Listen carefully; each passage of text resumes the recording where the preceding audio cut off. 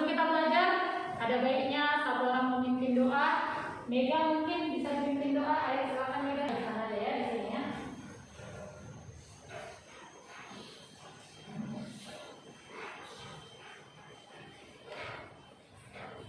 Marilah kita berdoa menurut kepercayaan dan pengalaman masing-masing. Berdoa mulai.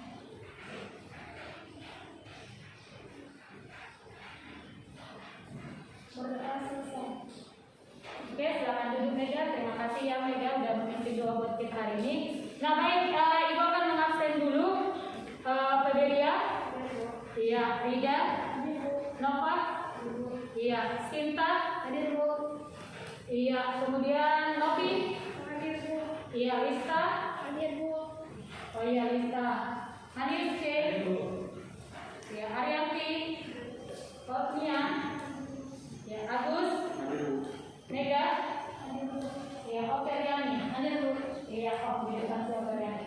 Baik, nah, hadir semua ya untuk saat ini ya. Nah, sebelum kita memulai pelajaran kita, minggu lalu kita sudah belajar itu mengenai karakteristik seorang wirausaha. Nah, hari ini kita akan belajar peranan daripada seorang wirausaha ya. Nah, kita akan belajar itu hari ini mengenai kegagalan dan keberhasilan wirausaha ya. Kemudian dan peran wirausaha dalam perekonomian.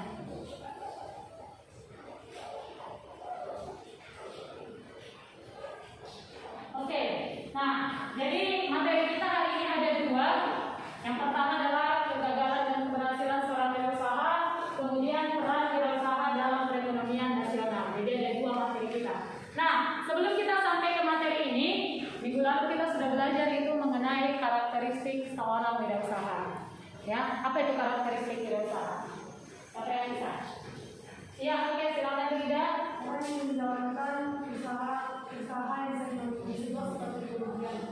Iya, orang yang menjalankan wirausahanya yang mengerti dan memahami mengenai risiko. Terima kasih, bagus Rida. Yang lain, apa itu karakteristik seorang wirausaha? Ada lagi? Siapa lagi yang tahu karakteristik wirausaha? Karakter seorang wirausaha. Karakter seorang wirausaha itu berarti orang yang disiplin, ya pastinya yang pertama. Kemudian orang yang memahami, meminimalkan risiko yang terjadi, orang pekerja keras seperti itu. Jadi itu adalah masuk dalam karakteristik seorang wirausaha, ya. Nah, kemudian yang berikutnya, untuk hari ini kita akan belajar mengenai kegagalan dan keberhasilan wirausaha. Kenapa sih kita perlu belajar mengenai kegagalan dan keberhasilan seorang wirausaha? Nah, masih ingat nggak selama pandemi ini, Ibu perhatikan ada beberapa wirausaha di daerah kita ini, Labuhan Batu ini, yang berkembang cukup besar, yaitu Gelas Batu. Ya, Gelas Batu, ada yang pernah ke sana? Warung kopi Gelas Batu? Iya, ada mungkin yang sudah pernah ke sana. Udah sampai buka cabang berapa itu?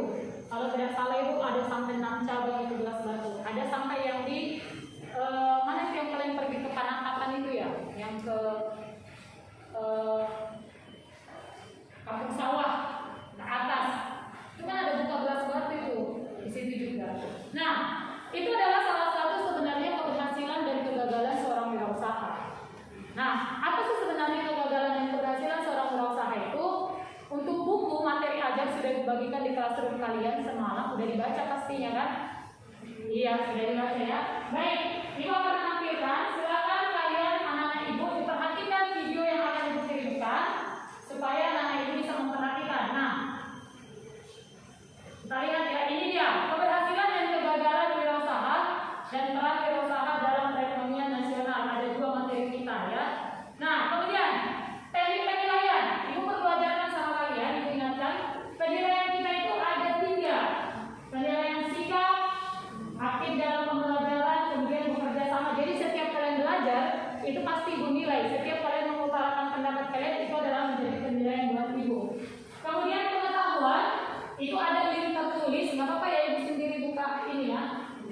Iya. Kemudian pengetahuan ada tertulis, nanti sudah dibagikan juga linknya di classroom kalian. Tapi nanti pada saat ibu sampaikan kalian sudah harus mengisinya, baru diisi ya. Kemudian ada link kerja kelompok. Ya, ibu juga sudah bagikan ini untuk kerja kelompok dikumpul tugasnya minggu depan 7 hari. Nanti akan ibu terangkan apa saja tugas kalian di kerja kelompok. Ya, baik. Nah, selanjutnya, iya, kenapa seseorang memilih berwirausaha? Saya mau buka dulu sedikit pemahaman kalian. Kenapa ya seseorang memilih berwirausaha? Saya pernah mendengar ada seorang yang berkata begini, kalau kamu mau jadi kaya, kalau kamu menjadi orang yang sukses, maka berwirausahalah katanya. Artinya, dikatakan kalau kita mau jadi orang kaya, mau jadi sukses, kita harus memilih menjadi seorang wirausaha. Ya, kalau kita hanya pencari pekerja, ya pastinya gaji kita hanya terbatas. Tapi kalau kita menjadi seorang wirausaha, itu adalah pendapatan kita melebihi. Ya, melebihi. Kenapa seseorang memilih menjadi seorang wirausaha? Saya yang tahu. Pernah itu dibilang seorang wirausaha itu mempunyai kebebasan menjadi bos sendiri. Nah, pernah dengar nggak? Pernah dengar. Iya. Kenapa seseorang memilih berwirausaha? Iya, silakan. Salah satunya kebebasan dalam bekerja, Iya. terus bisa mengatur waktu sendiri, Iya. dan bebas dalam melangkah untuk mengerjakan pekerjaan. Iya, bagus. Terima kasih ya, Indah. Iya, benar. Seseorang menjadi seorang wirausaha itu sebenarnya adalah mempunyai kebebasan, bebas menentukan mau berapa penghasilannya, bebas menentukan kerjanya kapan, bebas menentukan mau berapa pendapatan yang dia dapatkan.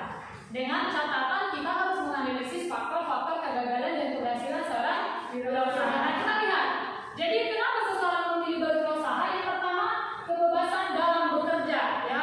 Kemudian yang kedua, kebebasan mengatur waktu. Jadi kalau kalian itu orangnya susah mengatur waktu kalian, lebih baik kalian memilih jadi seorang wirausaha. Kalau bekerja kan tidak. Menjadi karyawan itu, waktu kita itu adalah jam 7.30 sampai jam 5 sore tertentu. Tapi kalau seorang wirausaha, dia bebas menentukan waktunya. Mau kapan dia datang ke tempat kerjanya, dia yang mengetahui. Kemudian kebebasan menentukan langkah masa depan.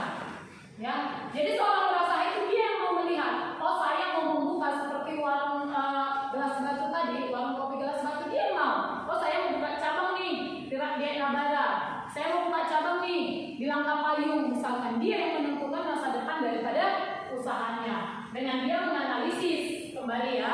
Nah kemudian menyukai tantangan. Jadi kalau kita itu sudah punya modal, tetapi takut-takut kita mengeluarkan modal, kita itu belum karakter orang yang suka berwirausaha. Tapi seorang wirausaha itu adalah yang suka akan tantangan, ya. Jadi menyukai tantangan. Nah, harapan ibu kemudian ingin memiliki sumber penghasilan yang besar. Apalagi kalian tamat SMK itu, janganlah selama ini sering mendengar itu kalau sudah tamat SMK maunya mencari pekerjaan ke tempat lain gitu. Jangan seperti itu. Harapan ibu, anak-anak ibu, kalau kita sudah kalian tamat nanti dari SMK ini dengan jurusan TKJ misalnya, ada harapan ibu kalian itu adalah menjadi seorang wirausaha. Ya, banyak loh orang-orang sukses karena dari wirausaha. Nah, mari kita lihat. Ini pencapaian dari kompetensi yang mau kita capai. Ya, menjelaskan penyebab terjadinya kegagalan dan keberhasilan wirausaha. Kemudian kita lihat mengidentifikasi fungsi dan peranan wirausaha. Nah, mari kita lihat video di bawah ini. Tugas kalian menonton videonya, disimak videonya, didengarkan, kemudian setelah itu diidentifikasi. Kira-kira masalah apa sih yang timbul dalam video yang ibu tampilkan? Ya, nanti setelah itu kalian akan catat masalah-masalah apa yang ada di situ yang menurut kamu perlu untuk kamu diskusikan dengan teman-teman kamu. Silakan, bisa ya? Bisa ya, Mega? Iya. Silakan ditonton videonya ya. Banyaknya pengusaha muda yang sukses dengan bisnis mereka ini tentunya bisa menjadi inspirasi kisah sukses untuk Anda yang ingin memulai usaha.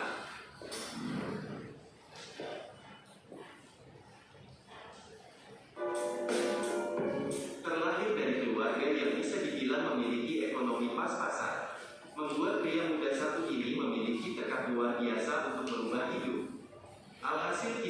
Nicholas menjadi salah satu eksportir ikan hias terbesar di Indonesia. Pendapatannya pun ditaksir di atas 400 juta per bulan. Bakat bisnis Nicholas memang sudah terlihat sejak kecil. Sejak masih SD, dia sudah berjualan mainan dan membantu orang tua berjualan kue. Banyak bisnis dan usaha yang telah ia coba. Hingga ketika SMA barulah Nicholas mencoba keuntungan di bisnis ikan hias. Awalnya tak mudah karena beberapa kali ia merugi dan ditipu rekan bisnis. Pria kelahiran tanggal 23 April tahun 1995 ini adalah pemilik brand Mens Republik yang bergerak di bidang fashion. Dengan penghasilan miliaran rupiah per bulan, mengantarkannya masuk dalam daftar 30 pengusaha muda tersukses di Asia. Yasa sebetulnya terlahir dari keluarga yang sederhana. Ia mulai terjun ke dunia bisnis sejak masih kelas 3 SMP.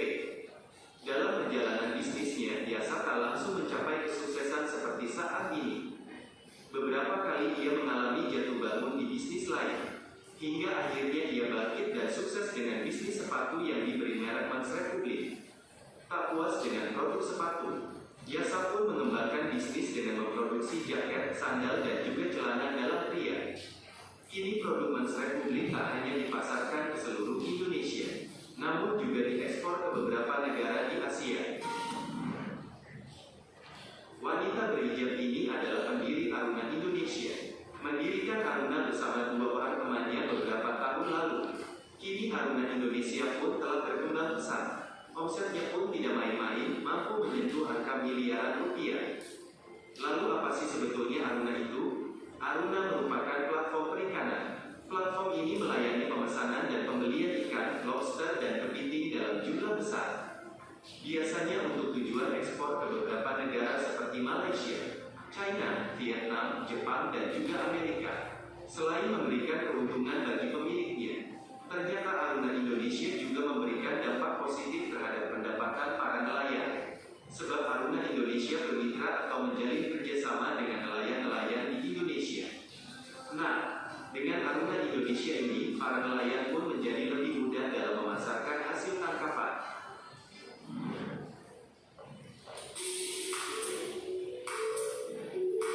Tak hanya memiliki paras cantik, wanita satu ini juga dikenal sebagai sosok yang baik hati, pintar, dan juga kreatif. Dia adalah Dea Valencia, wanita muda pemilik bisnis pakaian batik. Omset yang ia peroleh dari bisnis ini berkisar di atas 300 juta per bulan. Dea mulai terjun ke dalam bisnis batik saat masih kuliah, dan saat itu ia berumur 17 tahun. Karena tergolong siswa yang pintar, Dea pun mampu menyelesaikan pendidikan SMP dan SMA hanya 4 tahun saja, dan melanjutkan kuliah di umur 17 tahun. Bahkan yang lebih hebat lagi, Dea juga mempekerjakan banyak orang-orang dengan keterbatasan fisik. Ada cara unik dari Dea untuk mengapresiasi para pekerjanya yang memiliki keterbatasan fisik. Dea menaruh foto dan sedikit kisah tentang para pekerjanya di setiap baju yang dijual. Oke, silakan. Sudah ditonton belum, Bu? Iya. Nah, pertanyaan Ibu. Setelah kalian menonton video tadi, itu pastinya sangat memotivasi ya, sangat memotivasi kita sehingga kita bisa melihat sebenarnya menjadi seorang pengusaha itu ternyata pendapatannya jauh lebih besar. Tadi sudah kalian lihat omsetnya sampai ada 400 juta, 300 juta, kemudian sangat banyak lah ya. Dia bisa mengatur waktunya seperti itu. Jadi yang menjadi pertanyaan Ibu, kira-kira apa pokok permasalahan daripada video yang sudah kita tampilkan? Itu pokoknya Bu, kegagalan dan keberhasilan wirausaha Bu. Iya, kira-kira kenapa ya mereka berhasil ya wirausahanya ya? Baik, terima kasih Indah. Yang lain, kenapa mereka berhasil ya kira-kira? Kemudian kegagalan ya, kegagalan yang ada. Kenapa kok mereka pada berhasil ya? Tadi kan ada ceritanya itu siapa? Si Mens Republik ya, dia gagal dulu katanya baru bisa berhasil ya. Artinya semua wirausaha itu tidak ada yang langsung mencapai suatu keberhasilan. Pasti ada juga mungkin yang gagal, atau ada juga mungkin yang perkembangan bisnisnya lambat. Tidak serta-merta begitu buka bisnis langsung berhasil. tidak serta-merta seperti itu, tapi pasti ada proses.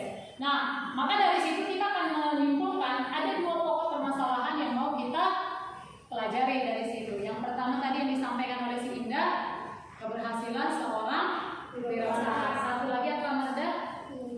Iya, kegagalan wirausaha. Ya Sinta. Oke, baik. Supaya kita mendiskusikan dengan teman kelompok kalian, tetap memakai kelompok kalian yang minggu lalu. Ya, minggu lalu sudah ada kelompoknya. Tetap memakai kelompok yang minggu lalu. Silakan didiskusikan. Ibu berikan waktu hanya 10 menit karena kita hanya membahas 2. Maka kalian buka lagi modul yang sudah Ibu serahkan sama kalian di classroom, kemudian kalian bahas, kemudian nanti masing-masing kelompok akan mempresentasikannya atau membacakannya ke depan. Bisa dipahami? Oke, silakan bergabung dengan kelompoknya masing-masing. Pada saat kalian diskusi, Ibu akan mengambil nilai sikap. Jadi Ibu lihat keaktifan kalian pada saat diskusi. Ya, silakan.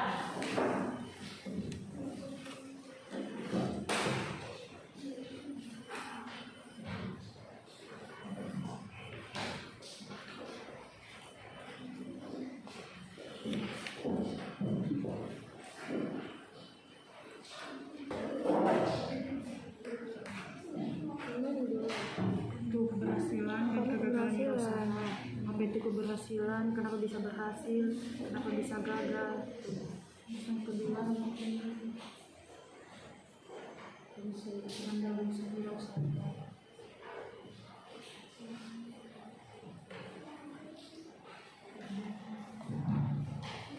Berarti yang kalian bahas itu ada 2 ya. Yang kalian wirausaha dan keberhasilan wirausaha.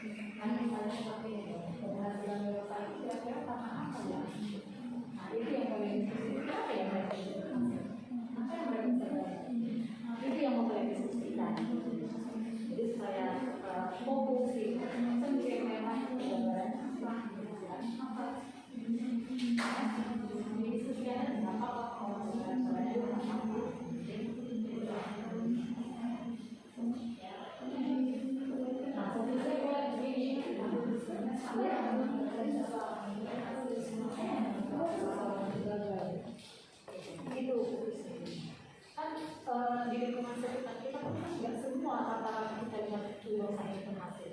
Tapi ada yang gagal. Itu kira-kira apa yang mereka bisa bantu? Kenapa ya mereka bisa kira-kira berhasil? Seperti gelas batu itu bisa sampai berhasil sampai buka 6 cabang.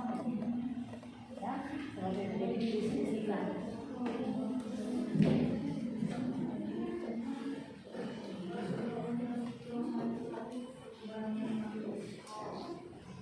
Jadi fokusnya itu ke kegagalan dan keberhasilan. Kenapa yang mereka bisa gagal? Kalian ambil contoh misalnya ada satu usaha yang di daerah tempat tinggal kalian, misalnya, oh dia kenapa bisa berhasil dan kenapa dia bisa gagal?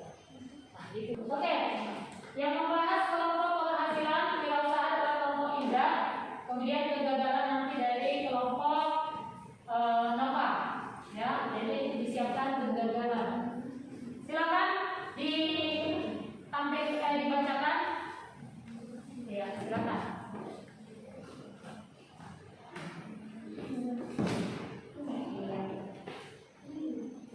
Selamat pagi semua. Pagi. Dirinya saya di sini ingin mempresentasikan tentang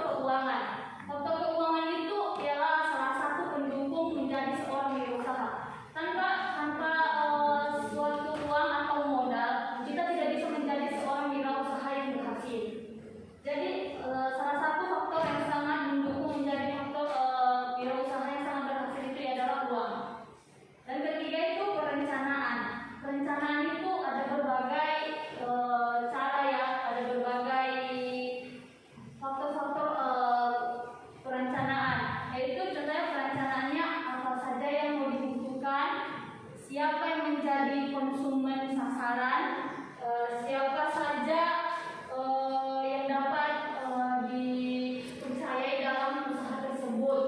Lalu di mana tempat usaha yang benar-benar mendukung membuka sebuah kantor, di mana pokoknya yang menentukan di mana yang sangat mendukung, tempatnya sangat mendukung, bukan asal-asalan.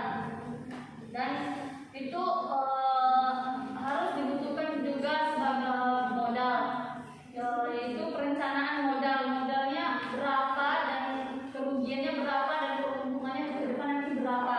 Dan keempat itu pemasarannya itu bukan hanya dalam satu lingkungan saja, tetapi banyak, tentunya di kota A, di kota B, di kota C. Jadi sebagai wirausaha itu yang berhasil harus banyak pemasarannya. Jadi sekian dari faktor keberhasilan. Terima kasih. Oke, kita berikan aplaus tepuk tangan. Luar biasa ya, luar biasa dengan waktu. Silakan duduk ya. Iya, dengan waktu yang sangat singkat ternyata dia bisa menjelaskan semua keberhasilan seorang wirausaha ya. Kata kelompok mereka ada beberapa faktor yang mengakibatkan keberhasilan seorang wirausaha. Faktor manusianya, faktor keuangannya, faktor perencanaannya katanya.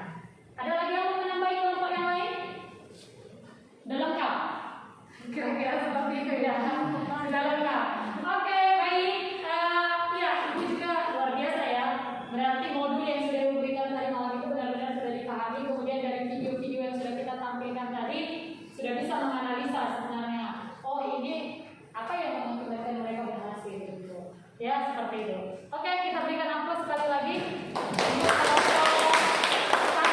Kelompok 3 yang untuk menyampaikan hasil diskusinya mengenai kegagalan seorang wirausaha. Oke, silakan.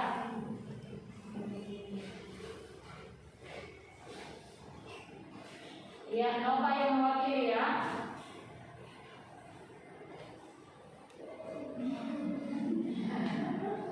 Iya, silakan Om. Selamat pagi. Selamat pagi.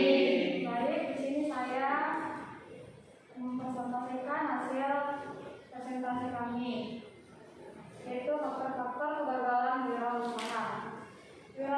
Wirausaha itu gagal dikarenakan adanya kepribadian bersifat negatif, perusahaan takut disaingi orang lain, terus orang itu menganggap dirinya itu lebih berhasil dari orang lain, kurangnya pengalaman, lokasi yang memadai, kurangnya perencanaan, dan kurang percaya diri. Memang kalau kita membuat sebuah usaha, pasti adanya kesukaran, kesulitan, dan hambatan. Semua itu merupakan hal yang wajar dalam hidup berusaha. Kalau membuat sebuah usaha itu tidak mungkin langsung berhasil, pasti ada kesulitan. Terima kasih. Oke, baik. Kita berikan aplaus untuk kelompok 3 ya, yang menyatakan kegagalan seorang wirausaha itu karena sering, kalau ibu ambil intinya ya, sering berpikiran negatif, perencanaan yang kurang matang, kemudian lokasi usahanya yang kurang bagus, kemudian apalagi tadi manajemennya Bu yang kurang bagus seperti itu. Ada yang mau ditambahin lagi dari kelompok yang lain? Ada lagi Sinta mau ditambahin? Ya, silakan dari kelompok Sinta mau menambahi dari pendapat Anda. Selamat pagi. Pagi. Di sini saya akan mengambil sedikit kegagalan dari kewirausahaan. Saya akan mengambil sebagian presentasi dari kelompok 3. Di setiap kewirausahaan pasti kita mengalami kegagalan seperti kepribadian bersifat negatif. Pasti setiap kita melakukan itu usaha atau kewirausahaan, pasti kita selalu berpikir negatif. Ini itu karena selalu kita merasa disaingi lah. Iya. Merasa disaingi. Iya, lanjut. Tidak ada rencana yang tepat atau yang matang. Seperti kita selalu buru-buru mengambil usaha inilah, usaha itu. Makanya selalu ada kegagalan dalam usaha.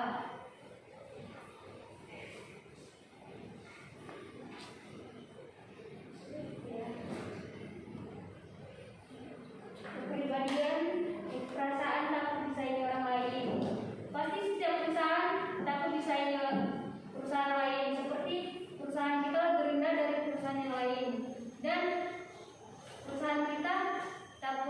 kegagalan dari keberhasilan perusahaan lain.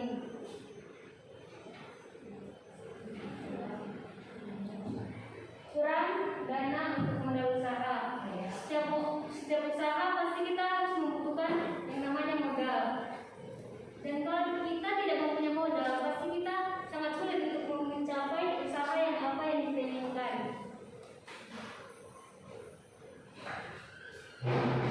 Ya. Sekian dan terima kasih. Oke, berikan aplaus. Iya. Kita berikan aplaus untuk si Sinta. Saya bingung grogi si Sinta kali ini tadi ibu ya. Aku grogi. Dia malah dibilangnya karena si Indah, jadi grogi dia. Oke, kalau ibu tadi ambil intinya yang dari si Sinta, memang itu bu katanya. Tapi seorang kalau saya itu sering memang berpikir negatif ya, curiga sama orang, kemudian mungkin merasa tidak sanggup bersaing atau merasa usaha orang lain lebih mampu dari dia. Nah, itu sebenarnya yang mau kita hindarkan.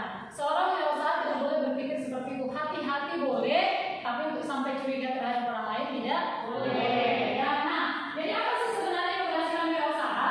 Ibu mau ambil yang sudah kalian lihat tadi. Iya, jadi apa saja itu keberhasilan seorang wirausaha? Kita lihat.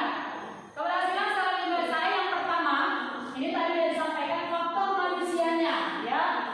Faktor manusia dari manusia itu sendiri, dari kita sendiri, itu ada 3 faktor yang harus kita lihat, ya. Yang pertama itu adalah kepribadian, ya. Makanya tadi seperti tadi yang disampaikan oleh si Sinta, kita sering memiliki perasaan negatif kepada orang lain, itu adalah sebenarnya faktor pribadi. Makanya dikatakan seorang wirausaha yang mau berhasil itu kita harus siap menghadapi tantangan, harus berpikir positif. Ya, kita udah bahas di minggu lalu pada karakter seorang wirausaha. Nah, kemudian ilmu pengetahuan. Ilmu pengetahuan itu sangat diperlukan dalam menjalankan wirausaha kita. Jadi tidak ada wirausaha yang tidak dibutuhkan ilmu pengetahuan dan teknologi. Ya, jadi apalagi zaman sekarang, ya, pemasaran bukan lagi hanya offline. Kalau dulu misalnya kita punya satu barang, kita bawa ke pasar, kemudian kita tunggu pembeli untuk datang membeli. Kalau sekarang tidak, kamu membuat suatu usaha kamu, kemudian kamu foto secantik mungkin, kemudian kamu upload di TikTok, upload di Instagram, upload di Facebook, bisa sudah datang orang yang membeli. Ya, tinggal kamu ekspedisikan, tinggal kamu kirimkan. Jadi makanya dikatakan ilmu pengetahuan itu sangat perlu. Kemudian pengalaman. Makanya sering orang tua kita zaman dulu berkata, pengalaman adalah guru yang terbaik. Pernah dengar nggak? Iya, pengalaman adalah guru yang terbaik. Ketika ibu seusia kalian SMA, itu sering ibu dengar itu. Bahkan dulu di kelas itu ditulis itu. Pengalaman adalah guru yang terbaik. Jadi guru yang terbaik bukan guru yang ini, sebenarnya pengalaman. Makanya sering orang berkata, belajarlah dari pengalaman. Kalau gagal, boleh gagal misalnya. Pernah kita mungkin gagal sekali, tapi jangan sampai gagal 2 kali atau 3 kali. Karena kenapa? Kita pasti belajar dari pengalaman kita atau dari kegagalan kita. Nah, kemudian selanjutnya keuangan. Tadi ada yang membahas ini ya. Kalau kita tidak punya uang tuh, gimana kita mau membuka usaha kita? Benar. Tapi zaman sekarang sudah bisa ya. Apalagi kalian itu sebagai seorang anak muda yang aktif dengan sosial media kalian sudah boleh menjadi seorang memasarkan produk-produk atau online shop, ya, tanpa modal sebenarnya ya. Mungkin ada kalian di sini beberapa orang yang sudah memulai usaha kecil-kecilan dengan online shop kalian, itu tidak perlu modal. Tapi memang kalau kita untuk membuat usaha kita, memang keuangan itu menjadi salah satu faktor ya. Nah, kemudian kita lihat yang selanjutnya pemasaran. Pemasaran ini sangat perlu. Nah, pemasaran ini terbagi, kalau zaman dulu ibu sudah sampaikan tadi, pemasaran itu hanya satu, hanya melalui offline, barang yang kita miliki kita bawa ke pasar, kemudian di pasar kita tunggu pembeli ada membelinya. Kalau sekarang tidak, pemasaran boleh dari online, bisa dari offline, bisa juga dari mulut ke mulut. Misalkan saya beli barang dari si Nova, kemudian saya ceritakan sama si Indah, saya beli ini loh dari si Nova. Bisa jadi nanti si Indah beli lagi dari Sinova, seperti itu. Jadi pemasaran itu sekarang ini sangat diperlukan. Nah, bagaimana membuat pemasaran kita ini sebagus mungkin? Di mana mau kita pasarkan? Kalian lebih tahu apakah sosial media kalian itu melalui Instagram, apakah melalui TikTok,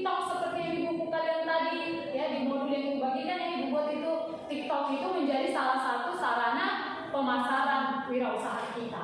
Ya, jadi sekarang ini seperti itu loh Pak. Kalau kita lihat gelas batu nih buka di sana, dimasukkan di Facebook, gelas batu buka untuk yang pertama diskon 20% misalnya, rame orang yang datang ke sana. Jadi kalau dulu ya memang dari mulut ke mulut, kalau sekarang dengan begitu kamu masukkan salah satu produk kamu ke sosial media kamu, dalam waktu hitungan detik bisa seluruh orang melihatnya. Itu enaknya sekarang ini berwirausaha ya. Jadi pemasaran itu juga menjadi salah satu hal yang penting.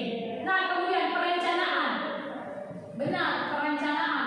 Jangan pernah memulai sesuatu tanpa ada perencanaan. Ya, kalau kita tidak memiliki sesuatu perencanaan, ya dipastikan bisa pasti usaha yang kita buat itu gagal, mengalami kegagalan. Ya, karena memang perencanaan itu diperlukan. Mau berapa modal kita, kemudian usaha apa yang mau kita jalankan, kemudian di mana kita mau jalankan usaha kita, kemudian pemasarannya yang bagaimana, kita butuh modal berapa, peralatan kita seperti apa, misalkan.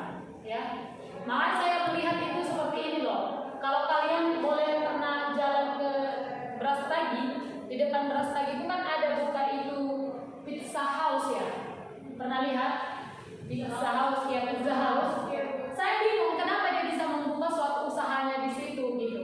Secara kenapa orang Labuhan Batu kan tidak termasuk suka dengan selera atau jenis makanan orang luar negeri. Sementara pizza itu kan makanan-makanannya yang orang luar negeri suka gitu. Ibu bingung kenapa analisanya dia bisa sampai membuka itu. Makanya kalau saya perhatikan sepi gitu. Nah, salah satu contoh yang bisa kita lihat gelas batu itu bisa sampai membuka 6 cabang karena memang dia analisa. Orang Labuhan Batu itu hobi nongkrong. Ya, orang Labuhan Batu itu seleranya ngopi. Seleranya makan roti bakar sambil ngopi gitu. Nah, maka dia buka itu. Jadi itu adalah salah satu perencanaan yang oke. Ya, salah satu perencanaan luar biasa. Jadi kalian nanti kalau buka wirausaha, kalian analisa dulu nih. Kalau kalian misalnya berencana buka restoran, kalian lihat daerah ini kira-kira seleranya apa ya gitu. Apalagi kalian datang ke kampung ibu misalnya ke Toba sana, kalian buka di situ pizza, ya nggak akan laku. Kenapa? Secara seleranya, selera lidah tidak sama. Tapi kalau mungkin kalian buka di kota besar, misalnya seperti di Medan, ya memang di sana kan sudah banyak dari berbagai macam latar belakang pendidikan yang mungkin seleranya sama. Iya, seperti bule atau orang luar negeri seperti itu. Tapi beda dengan daerah-daerah kita, misalkan, ya. Sama seperti misalnya kalau kalian pergi ke Toba, kalian jual es campur, belum tentu laku. Ya, iya kan? Kenapa nggak laku Kak? Karena di sana nggak sama selera yang mana. Iya. Yang kedua kenapa nggak laku? Ya bagus, indah, nggak sama seleranya. Kenapa? Karena kalau di Toba Bu, yang sukanya apa namanya ketemu sombong itu makanan namanya. Yang sukanya apa? Iya betul, bagus. Yang ketiga juga, Toba itu kan udah dingin. Ya ngapain lagi kalian kasih es? Ya kan nggak akan masuk. Orang di sana udah gini menggigil, kamu kasih es. Iya kan? Ya nggak akan masuk kan Kak? Betul nggak? Betul. Iya. Udah daerahnya dingin, kamu kasih es, nggak akan ada. Makanya kalau pergi kalian ke Toba sana yang jual kipas itu tidak ada loh. Jual kipas, kalau di daerah kita ini kan jual AC, kipas itu berbagai macam bentuk kipas dan segala macam. Kamu ke Toba nggak dapat kamu kipas di situ. Ya secara untuk apa? Orang di rumah aja kita punya selimut yang tebal. Iya kan? Iya. Jadi itu adalah perencanaan yang matang ya. Nah, oke kita lihat. Nih, kalau udah gini kepalanya berarti itu apa itu? Gagal. Iya, gagal. Kenapa ya seseorang mengalami kegagalan? Nah, kita perhatikan. Satu, seperti yang dibilang teman kalian tadi dari kelompok satu tadi, tidak kompeten dalam manajerial. Benar. Memang kalau kita tidak kompeten dalam manajemen kita, itu adalah menjadi salah satu faktor kegagalan dalam usaha kita. Seperti yang sudah bilang tadi, secara kamu bikin ketoba pergi jualan es campur atau es krim atau apa ya, berbau es nggak akan laku lah gitu kan. Satu dari sekian orang lain kalau siang-siang. Oke, kemudian kurang pengalaman. Tadi udah bilang pengalaman adalah guru yang terbaik. Jadi kalau kamu kurang pengalaman, bisa jadi itu menjadi penyebab salah satu kegagalan wirausaha kamu. Nah kemudian tidak bisa mengelola keuangan. Ini sering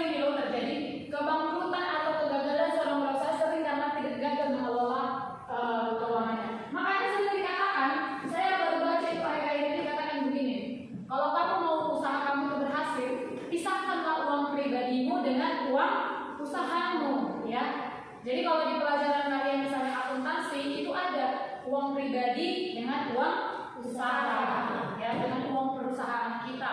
Nah, kemudian selanjutnya lokasi yang kurang mendukung ini yang tadi, ya, gara-gara kata si Novi orang Toba itu suka makan lapet, betul, karena makan lapet itu panas, ya, secara di sana dingin, jadi begitu makan lapet itu ya pas lah rasanya hangatnya gitu ya. Nah, kemudian gagal dalam perencanaan, sudah disampaikan tadi sama kelompok orang Sinova ya, gagal dalam perencanaan. Kemudian sikap kurang bersungguh-sungguh. Ini banyak orang yang memang apa ya, berusaha itu seperti ikut-ikut arus gitu. Apa katanya? Ya itu dikerjakan orang, ayo kita coba gitu. Apa yang dikerjakan orang, ayo kita coba seperti itu. Tanpa adanya perencanaan yang matang, ya, tanpa adanya rasa bersungguh-sungguh, ya. Nah, kemudian selanjutnya kita lihat ketidakmampuan, ya. Sudah tahu dia misalnya tidak mampu untuk mengelola suatu wirausaha, dia buka wirausaha. Ya, pada dasarnya akan mengalami kegagalan. Kemudian kurang pengawasan. Ini sering loh merasa sudah menjadi bos sendiri. Nah, saya udah bos nih, gitu. Tidak pernah lagi dia memantau usahanya. Terakhir yang namanya karyawan belum tentu seperduli kita, gitu. Itu juga mengakibatkan suatu wirausaha yang enggak. Oke, next. Mari kita lihat peranan. Sampai di sana kegagalan dan keberhasilan wirausaha, ada yang mau ditanyakan? Sudah cukup jelas.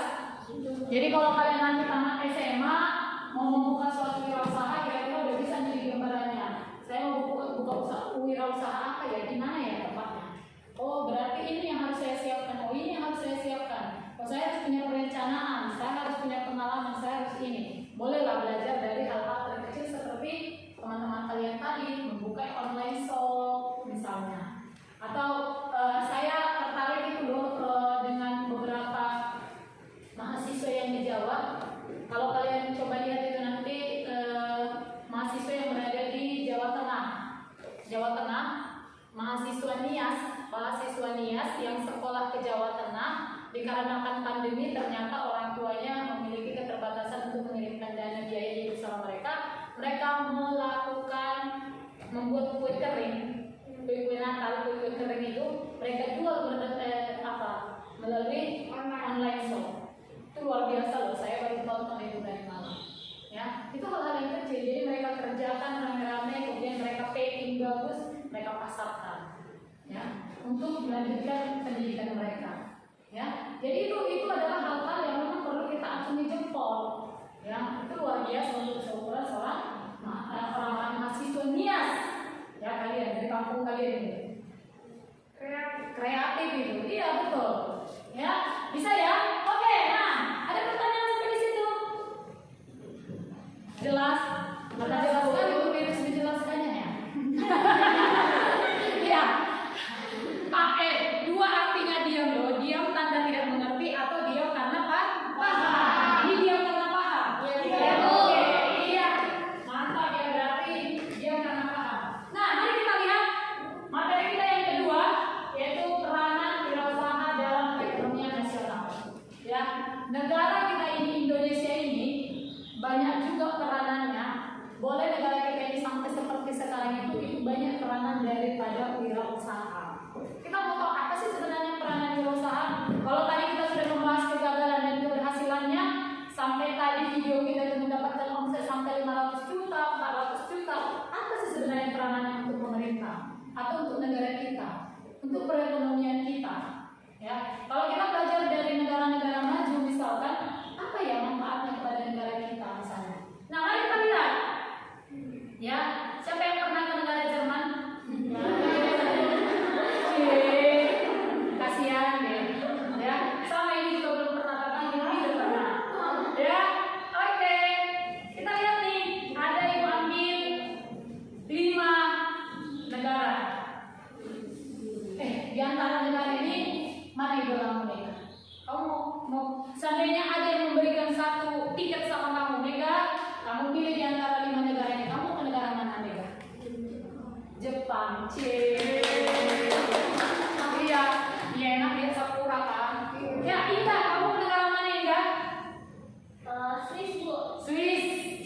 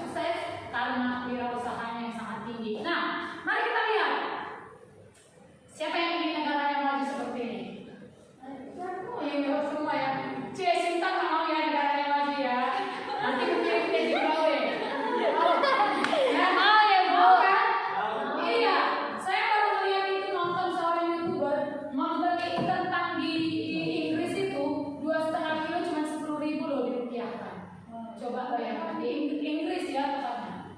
Ternyata mereka masih jauh untuk kebutuhan hidup sehari-hari jauh lebih murah daripada kita. Walaupun nilai tukar uang mereka lebih tinggi, mereka kan memakai nilai tukar pound sterling. 1 pound sterling itu adalah hampir setara dengan 18.000 rupiah. Tapi kalau dirupiahkan untuk membeli kentang 2,5 kilo, mereka hanya butuh uang rupiah 10.000. Bayangkan murahnya. Makanya kita yang tinggal di sana. Ya kan? Oke, begitulah itu. Ini hanya impian. Karena seorang manusia itu harus bermimpi. Nah, kalau kalian tidak punya mimpi bahaya itu. Nah, ini nih kita lihat negara kita Indonesia. Saya bilang ini, saya udah pernah ke sini.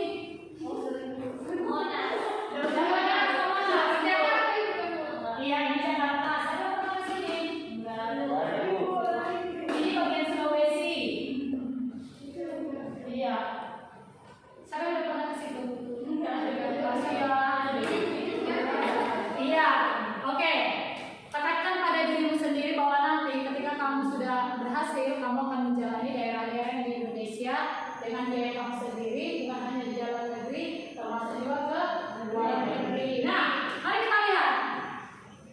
Kembali diskusikan apa sih sebenarnya peranan daripada seorang wirausaha. Setelah kamu lihat tadi perbandingan negara kita dengan negara-negara maju tadi, kira-kira apa ya peranan wirausaha di situ? Ya, silakan diskusikan kembali. Kalau tadi 2 materi yang diberikan 20 menit, ini hanya 5 menit. Iya, apa peranan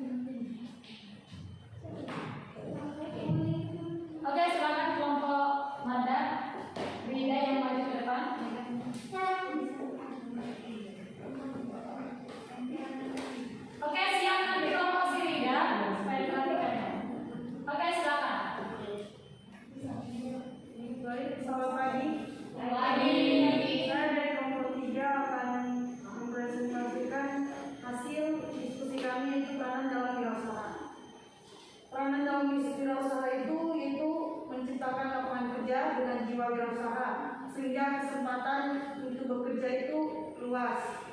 Terus mendorong terciptanya masyarakat yang makmur. Terus mendorong penghasilan berupa devisa. Wirausaha yang bergerak dalam produksi barang dan jasa yang diekspor akan memiliki peran dalam menghasilkan devisa. Terus penghasilan berupa pajak. Munculnya banyak kesempatan produksi, memperkokoh perekonomian nasional dalam berbagai kegiatan usaha. Oke, terima kasih. Berikan aplaus untuk kelompok. Iya, sudah disampaikan tadi ya, sangat luar biasa jawabannya ya. Salah satunya adalah menambah devisa, kemudian mengurangi pengangguran atau meningkatkan pemakaian terhadap tenaga kerja, kemudian pendapatan dari pajak dan devisa. Nah, mari kita lihat ya. Ini peran wirausaha dalam perekonomian nasional. Yang pertama, menciptakan lapangan kerja baru. Jadi kita bukan lagi hanya sebagai pencari pekerjaan, tetapi kita sudah bisa memberikan pekerjaan kepada orang lain. Itu peranan wirausaha. Kemudian yang kedua, meningkatkan pendapatan nasional. Ya, kalau rakyatnya sudah makmur, maka ya negaranya juga pasti dikatakan akan makmur. Ya. Kemudian yang ketiga, dikatakan mengurangi kesenjangan sosial. Ya, contohnya kalau kita rata-rata sudah berwirausaha dan kita mampu, ya tidak akan ada lagi kesenjangan sosial antara yang kaya sekali dengan yang miskin sekali. Ya, pasti kita sudah pendapatan rata-rata menengah ke atas seperti itu. Nah, kemudian kita lihat mendorong terciptanya masyarakat adil dan makmur pastinya. Jadi tidak kita temukan lagi nanti di negara kita yang adanya itu negara yang memang terbelakang. Ya, terbelakang atau negara yang benar-benar sangat miskin, tidak lagi. Tapi kita sudah mempunyai pendapatan yang relatif sama. Nah, memberikan devisa bagi negara. Ini adalah devisa kalau misalnya kita dalam usaha kita itu ekspor impor seperti yang tadi mengekspor, itu otomatis adalah menambah pendapatan devisa terhadap negara. Ya. Kemudian kita lihat munculnya investasi dalam negeri. Ini juga menjadi salah satu perannya. Ya. Kalau tahu lagi investasi ya, kalau datang saya menginvestasikan modal saya di dalam negara ini, saya mau buka pabrik, misalnya pabrik tahu tempe, walaupun itu skalanya butuh tenaga kerja sampai 40 orang misalnya, otomatis saya sudah membantu pemerintah di sana. Iya kan? Untuk menampung tenaga kerja sebanyak 40 orang. Saya akan bayar pajak sehingga pemerintah juga mendapatkan uang dari pajak saya, pajak penghasilan saya, pajak penghasilan karyawan saya, seperti itu. Nah, kemudian kita lihat lagi sumber pendapatan dari sektor pajak. Tadi diterangkan, ya, sektor pajak misalkan, siapa kalian yang pernah makan di KFC atau di restoran misalnya? Iya, pernah kalian lihat bilnya di situ kan? Misalnya belanja kalian cuma 40.000, tapi ada di situ PPN 10%.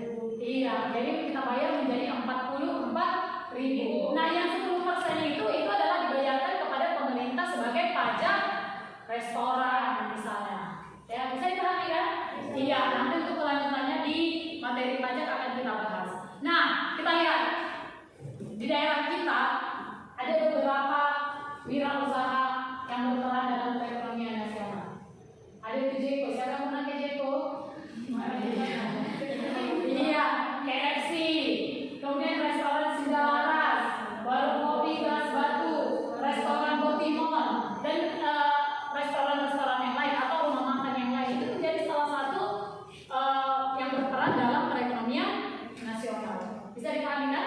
Iya. Nah, kita lihat ini pendapatan nasional kita akan semakin meningkat. Ya, kalau wirausahanya sudah bagus, maka pendapatan nasional akan meningkat. Nah, pertanyaan saya Ibu, siapa yang mau jadi penyumbang perekonomian nasional? Mau? Iya. Kalau mau, maka jadi langsung menjadi seorang wirausaha. Ya. Iya. Jadi kita tidak lagi semata-mata hanya menjadi pencari pekerjaan, sudah bisa kita ikut menciptakan lapangan pekerjaan. Oke, sebelum kita tutup, silakan dibuka Google Form yang sudah dibagikan. Silakan dikerjakan. Ibu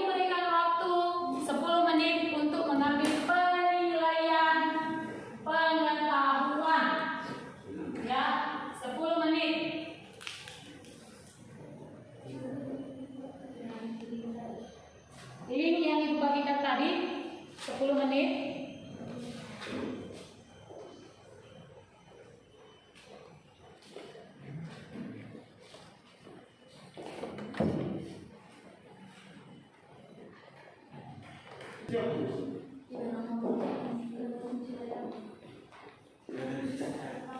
Oke, sudah. Ini sudah selesai. Ya, sudah kita tampilkan tadi. Nah, perhatikan. Berarti kalian sudah mulai melihat tadi ada yang remedial itu 2 orang, si Agus dengan si Hopnian.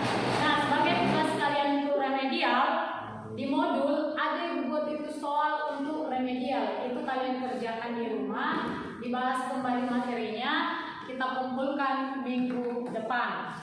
Bisa dipahami? Nah, kemudian tugas kalian itu di rumah, perhatikan LKPD tugas kalian untuk di rumah. Ini penilaiannya sudah Ibu buat juga, ya. Tugas kalian di sini adalah, oke, supaya kalian perhatikan. Nah, linknya udah dibagikan di situ. Nah, ini tugas mandiri, ya. Baca berita yang ada. Iya. Jadi ada di sini adalah 5 tokoh kisah inspiratif bisnis sukses yang menjadi seorang pengusaha. Kemudian setelah itu kamu identifikasi, tuliskan karakter wirausaha apa yang dimiliki. Nah, itu tugas pribadi. Nah, tugas kelompok ini waktunya 1 minggu. Kamu perhatikan? Iya, Pelabuhan Batu Batrakom, kebijakan pemerintah yang melakukan pembatasan aktivitas sosial guna pencegahan COVID-19 berdampak terhadap sejumlah pelaku usaha di Kabupaten Labuan Batu. Itu ada beritanya, boleh kamu baca. Tugas kamu, perhatikan daerah sekitar kamu, sekitar wilayah tempat kamu tinggal. Kemudian kamu lihat wirausaha apa yang bertahan sampai hari ini.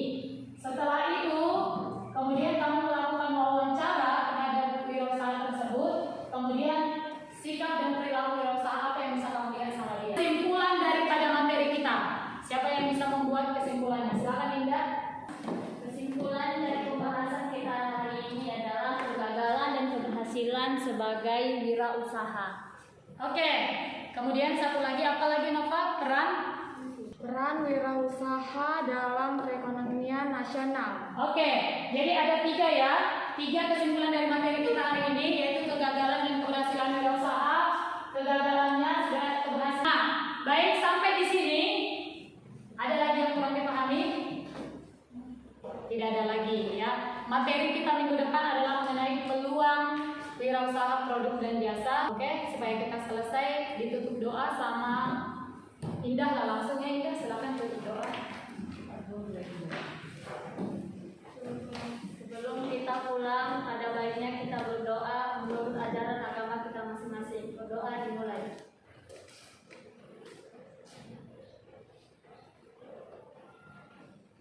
Doa selesai. Oke, silakan, terima kasih Indah. Baik, tetap bahagia, tetap semangat, salam sehat. Iya. Oke, selamat pagi.